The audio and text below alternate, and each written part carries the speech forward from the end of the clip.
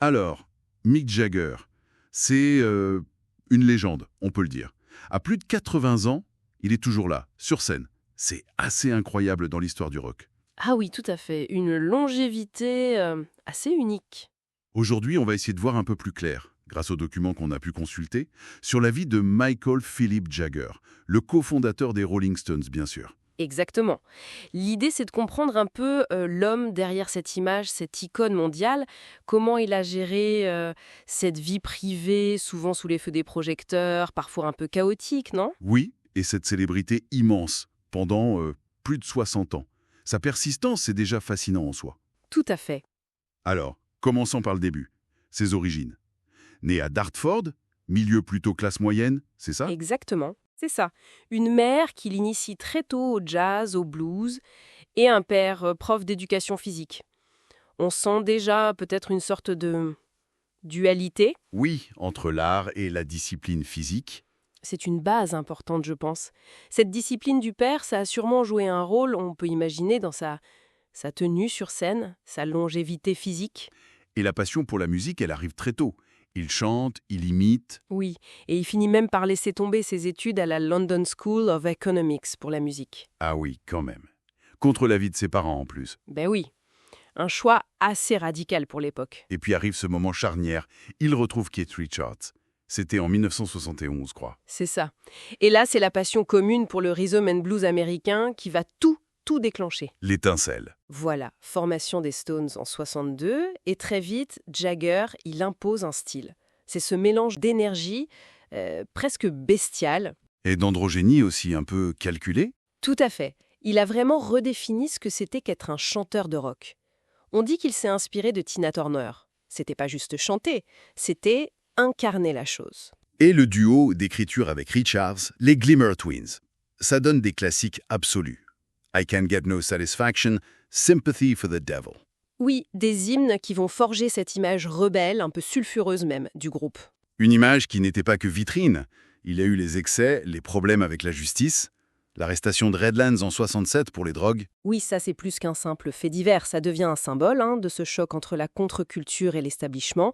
Et la consommation de drogue, bon, LSD, cocaïne, c'était assez assumé, ça faisait partie de l'image publique en quelque sorte. C'est une période sombre aussi, avec la mort de Brian Jones en 69. Oui, très tragique. Et puis juste après ou presque, le désastre d'Altamont, la même année. Ce concert gratuit qui tourne au cauchemar, la violence des Hells Angels, un mort dans le public. Ça a dû laisser des marques profondes, ça. Ah oui, Altamont c'est souvent vu comme la fin d'une certaine innocence des années 60. Pour Jagger et le groupe, la peur qu'ils ont ressentie, les critiques, ça a eu un impact durable, c'est sûr. Ça les a peut-être rendus plus réalistes, voire cyniques. Sans parler des tensions dans le groupe lui-même. On pense au conflit avec Keith Richards dans les années 80. Ah, la fameuse Troisième Guerre mondiale, comme disait Richards. C'est ça. Quand Jagger a voulu lancer sa carrière solo, Oui, ça montre bien plus qu'une simple dispute.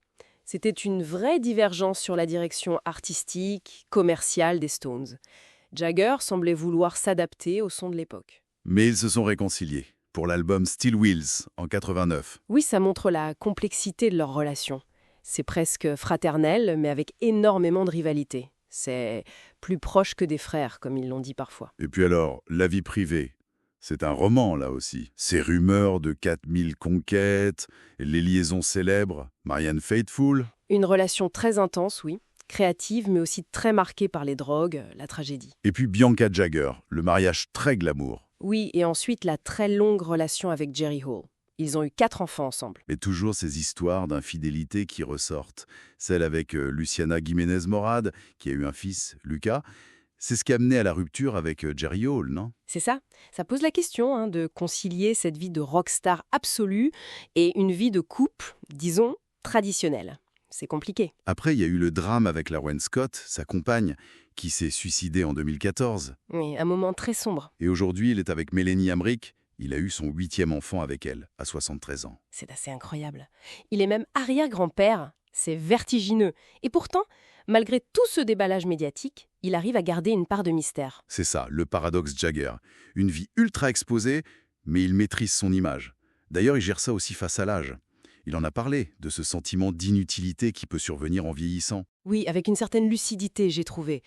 Et malgré une opération cardiaque en 2019, le Covid en 2022, il remonte sur scène, toujours. Il a été anobli par la reine, Sir Michael Jagger.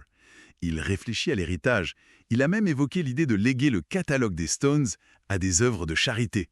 C'est une manière de préparer l'après, tout en continuant, ce qui nous ramène à cette figure complexe. L'artiste, le showman, l'homme d'affaires, le père de famille nombreuse, le survivant, qui affronte le temps qui passe sous nos yeux. Alors, pour conclure, peut-être une question qui reste. Cette énergie incroyable sur scène, même maintenant, qu'est-ce qu'il explique vraiment? Est-ce que c'est le triomphe de cette discipline qu'il tient de son père, ou est-ce que c'est presque une forme d'addiction à la scène elle-même?